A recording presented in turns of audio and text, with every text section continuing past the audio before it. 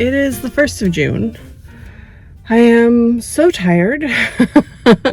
I'm going out to get ink for the print club because I ran out of ink. I just dropped off my books at the library. It's like a beautiful day. I feel like I just need coffee and to be at home. Things have been a little more stressful than usual. So, and tomorrow we are going downtown, I mean the whole family, to take Dad to the cancer clinic. So, okay, the ink has been acquired. But I just realized if we're going to Vancouver tomorrow, I should go fill up my tank, and I bet that's going to be painful. So we had to go into Vancouver, which meant going a little bit early to beat traffic so we could go to Bosa Foods. Bosa Foods is this great Italian grocery store. They sell the best stuff. I have to try not to spend approximately $40,000 when I go in. And Dad got to have any sandwich that he wanted because we were going into the cancer clinic. And we got to see what they're doing for the World Cup. So that's the science world that they've turned into a giant soccer ball. Don't care about soccer. I will say, if you do have to go to the cancer center downtown, it's really pretty outside, which was good. We were there for a few hours, and having some shade and benches to sit on and just enjoy the nature helped to take some of the stress out of it for us.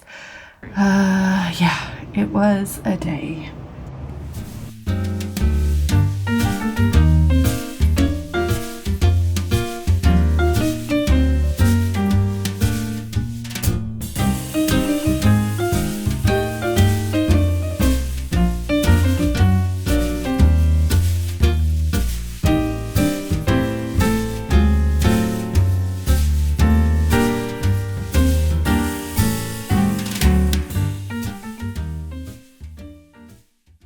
I am on my way to the post office, finally. I have all of May's mail club done. It is June. Many sagas with my printer.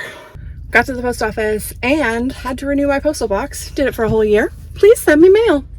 I am off to the farm. I just got gas. I'm off to the farm to pick up my first CSA box of the season. I am so tired. I had an interview this morning for a nonprofit role that I think is really cool. So I'm not sure if that'll work out, but I think it's really awesome what they do there. I had like no sleep. I have cramps and my back needs super Advil super bad. So we're gonna drive out to the farm. I'm gonna pick up my box and then I'm gonna go home and pour coffee down my face with Advil. Also, gas is still very expensive.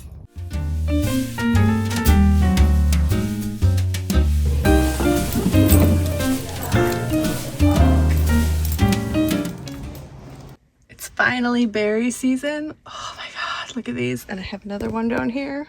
I wish you could smell how good these, like, oh my god, it smells so good.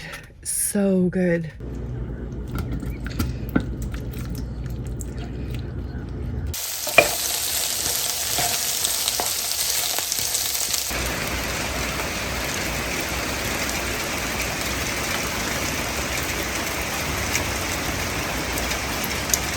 It is 10 a.m.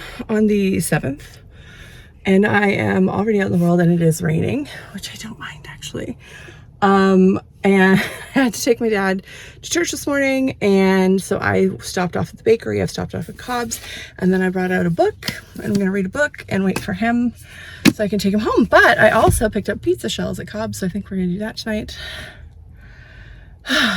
He has a few more days until he gets his sling off and he can drive himself places again, I think, hopefully soon. But I don't mind. It's been kind of interesting cooking for him and driving him around and stuff. So anyways, last week of that, we think. For now, I'm gonna go try to wake up and read my book.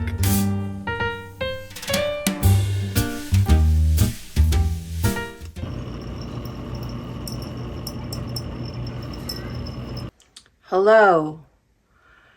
Welcome to my disaster. It's time for another coffee chat.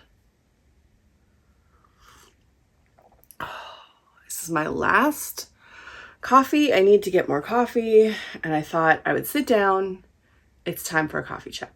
If things look slightly disheveled around me, please know that it is a direct reflection of my mental state. The first half of June has been a lot. I've been dealing with a lot of stressful things going on, helping out with my dad. We took him to the cancer center for his scan, and just like a lot of really busy things going on. But one of the most stressful things that I've been dealing with is actually to do with a client. And obviously I'm not really going to detail what's been going on there, but I am going to talk this week about professional boundaries. It's something I've been thinking a lot about. It's actually ironic. I had written down a bunch of ideas of things that I wanted to talk about, things that were on my mind. And before the situation was happening with this client, I had already thought about this kind of stuff as I have been moving into more freelance work, and not just freelance, but like really setting up my own business to sell my own products. I have Evergreen Post. I'm working on some other stuff that I think is going to be really exciting. I have the book club and all the social media stuff. And with doing more appearances or being called to give quotes in different news publications and stuff, it has become very clear I need to sort of reset and reframe how I've been going about my business life. I don't even know where to start with this. If you've been following me for a while, you know that back in October of 2024, I lost my job. I had been working in corporate, in comms, and it, through no fault of my own, just the business was changing and I lost my job. And that job taught me a lot. I'm really grateful. The CEO I worked with was amazing. She's moved on to do wonderful things. I learned a lot from her. I also really hit burnout in that job. I was wildly overworking at certain points, taking on things that were well outside my role. It taught me a lot. I worked with some amazing contractors. I had some really great opportunities, but then it abruptly came to an end. And I thought I was going to be with that company for a long, long time, and it just poof, gone. So after spending so much time with them and like COVID and then getting long COVID and everything else, and then suddenly losing my job, I decided at that point to take some time. This was October 2024, and I was like, I'm going to give myself to the new year because it had been such a whirlwind sort of period of time. And so I thought, okay, I'm just going to, what do I want to do next? Do I want to consult? Do I want to jump back into corporate? Where is my life taking me? So in January of 2025, I was like, okay, I got a plan. I'm going to go all in on Raincoast Vegan. I'm going to make this happen because Raincoast Vegan was always something that I loved so much. It's still something that I love, but I've had to put on a shelf for a little while. Sharing sort of articles about being a vegan, things that I'm concerned about with the environment, with animals, but also recipes and videos about recipes and eating seasonally and gardening, and all of that stuff was really, really what I wanted to do, what I wanted to focus my life around. And I had a plan. And then at the beginning of February, the plan went to hell. I had a video that went really viral about talking about politics. And I had always talked about politics, so that wasn't really new for me, but it went, whoa. And I had some stuff change personally, and I ended up being harassed, and a bunch of different things happened.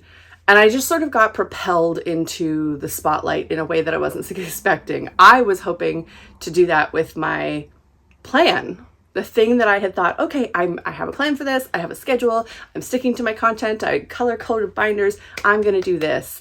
And the thing that propelled me into life was not anywhere related to Raincoast Vegan. And so I spent time sort of riding that wave and trying to readjust. And then I would sort of get my feet below me again, and something else would happen. And I was dealing with a very long-term harassment situation and all kinds of stuff. And it just kept tumbling and tumbling and tumbling. And so since that whole time has happened over a year and a half now, I feel like I've just sort of been tossed about by whatever opportunity has come. I've just sort of been like, okay, I'll jump on this, or okay, I'll do this, or reacting to things. And instead of the calm, clear plan that I had for my life, I found myself sort of juggling in areas that I had never intended to be juggling in to begin with. And I decided this year in 2026, okay, so 2025 was a bit of a write-off. It was a bit all over the place, and we got the news about Dad's cancer, and I was dealing with health stuff, and like everything was up in the air. So I thought, okay, 2026, we're going to reframe. I knew I had to change how I was doing things because we are still helping Dad with his recovery and his battle. And I want to be there to support my family, and my priorities started to really shift of what I want for life. I was like, I'm going to turn 44 this year. This month marks 27 years that I've been working in sort of media areas, at least professionally. I mean, even before that, I had my first zine when I think we were 14, 15 years old when my friend and I were running that in high school. But professionally, I've been working in creative spaces for now 27 years. And I've gotten to the point of mid-career where I've seen a lot of changes, and I have watched the digital revolution, and I've watched online spaces happen as well. And I have changed a lot as a person, and I'm really trying to take the experience that I've had, all the things that I've learned over the years, but also use them to benefit myself and my own work, because I don't want to be put in a situation again where I'm just tossed out because the business changed and there's nothing I can do, didn't know it was happening, just boom, overnight, gone. I don't want to put myself in that kind of situation, and I want to use my skills for myself and my own projects and the things that I'm passionate about. And I want to live more intentionally with a way that aligns with who I am at my heart. I want to make space for health. And this is where I come into talking about making sure you have boundaries with clients. I have found over the years that there's been a lot of times that I compromise my own health for people that I'm working for. I overwork, I stress myself to the max, I try to meet expectations that are completely unrealistic, and I take a lot of that on myself because I'm trying to do a good job. And oftentimes it's not that something is unachievable. Oftentimes the end goal is something that I know that I can't achieve, but the pieces to get there, the road to get there, can be really mired with completely unreasonable expectations, not just timelines, but like taking on the job of 4 or 5 people. If you are somebody who works in a creative industry, you might know these job postings that have become notorious of they want to hire for, I don't know, social media coordinator, but they want you to do photography and writing and editing and video production and also all the follow-up and also customer service. So things sort of have melded into one job description when it really should be a teamwork environment. And so that you can do all of these things. I could do all of those things individually, but it all piles up into a situation where it becomes untenable because you just can't meet those expectations. And for me, I promised myself this year that I would stick to my own boundaries. I'm prioritizing my health. I'm prioritizing my family. I still live in capitalism. I need to, logically, my brain is like, you should probably prioritize money, bitch. You should perhaps think about a savings account. Like, there are definitely the stresses eating at me. Like, can we make the car payment next month? So that part of my brain is like, you should prioritize that thing. But my heart is also saying like, but you just can't get yourself sick again. You can't drag this out. You need to be there for your family, and you need to think about what's important to you in life.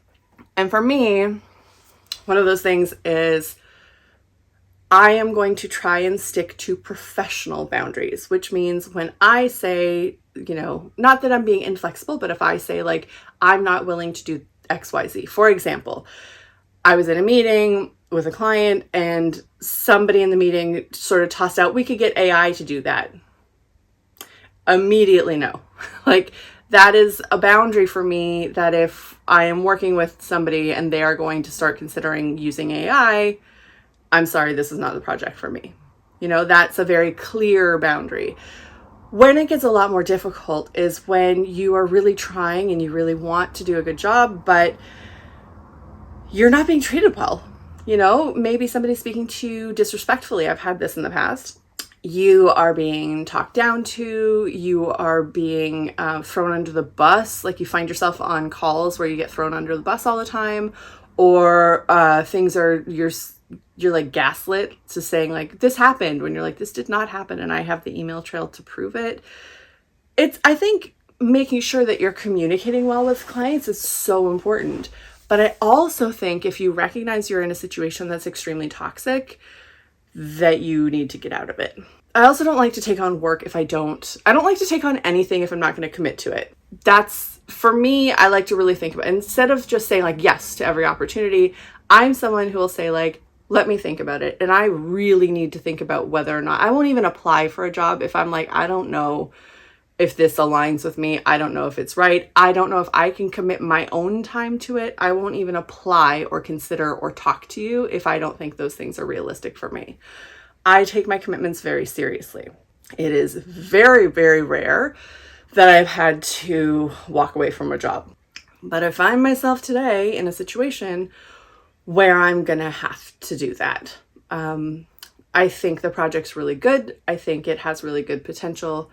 I think that the working fit is not the right fit for me. I have had this in the past before. It's pretty rare. There was another position that I did a while back where I just was like, this isn't the right time for me to be, you're hiring me too early, was kind of what it came down to. They weren't prepared.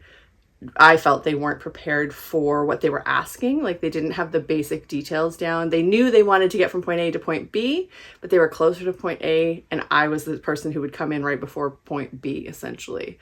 And so I had to say to them, listen, like, I think this is a really great project, but I don't think that us working together at this stage is really helpful until you sort out some basics. You need to know a bit more about what you want this project to be instead of just bringing me in at this point. Because I'm absolutely happy to, and this isn't to this specific issue, but I'm absolutely happy to execute a project if that's where I'm brought in at. But if I'm brought in to execute and you're still in the we're thinking about it phase, it becomes really difficult because you've hired me to execute a thing that isn't executable yet because your organization doesn't even know what they're doing.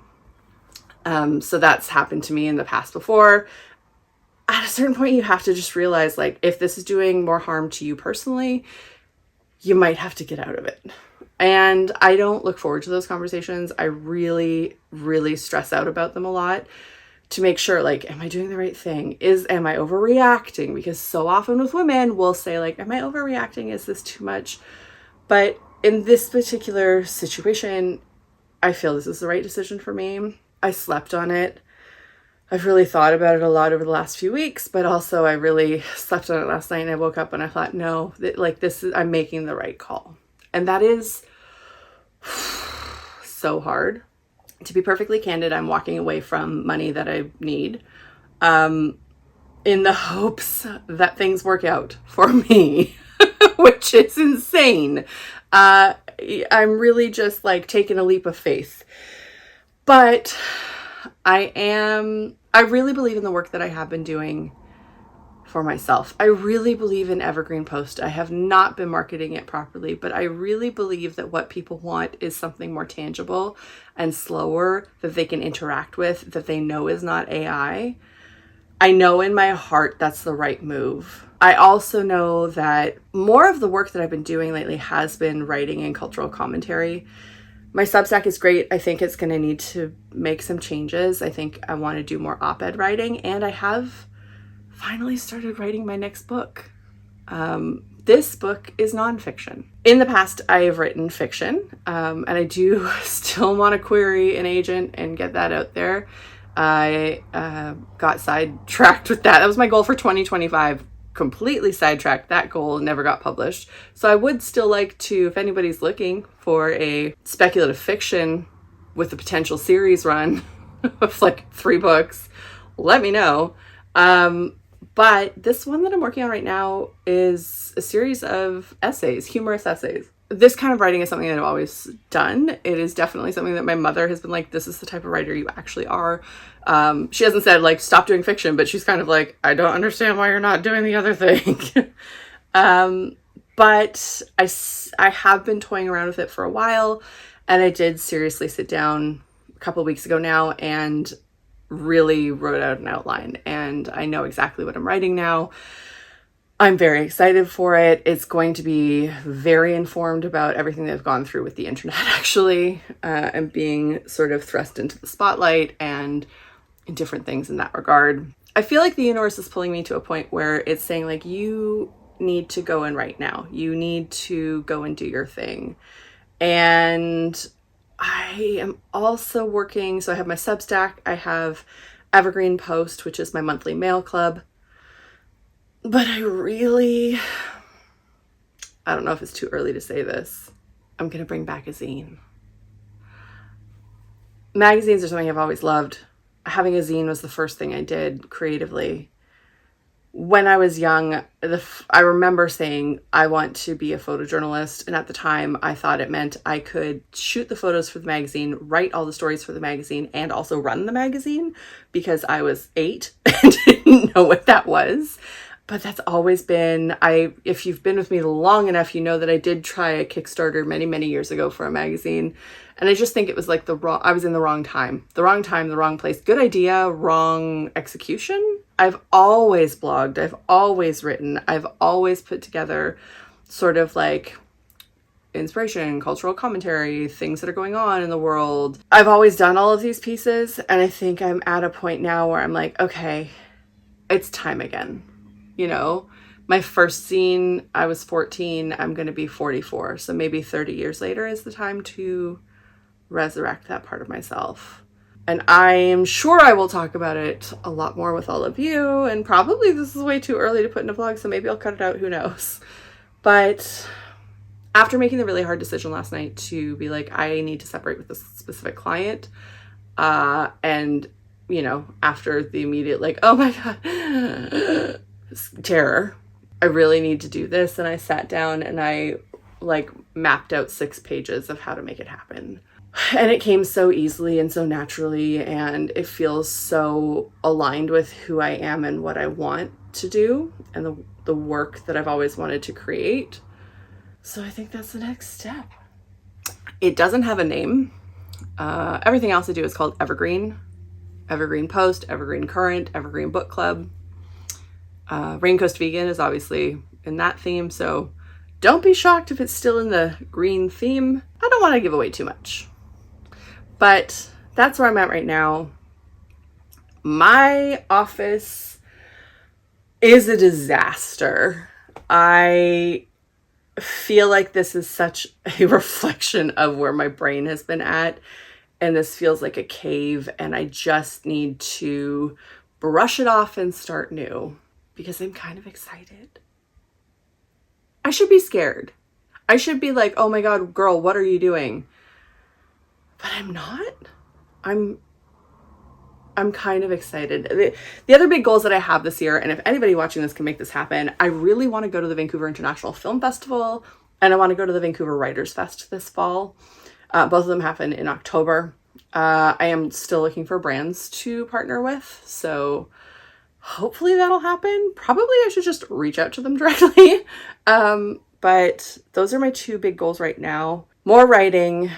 God, more time in the garden. My garden is atrocious. Somebody threw a hamburger in my garden. They threw a hamburger in the bird bath. But all of this going on is just telling me like, it's time. It's time to change.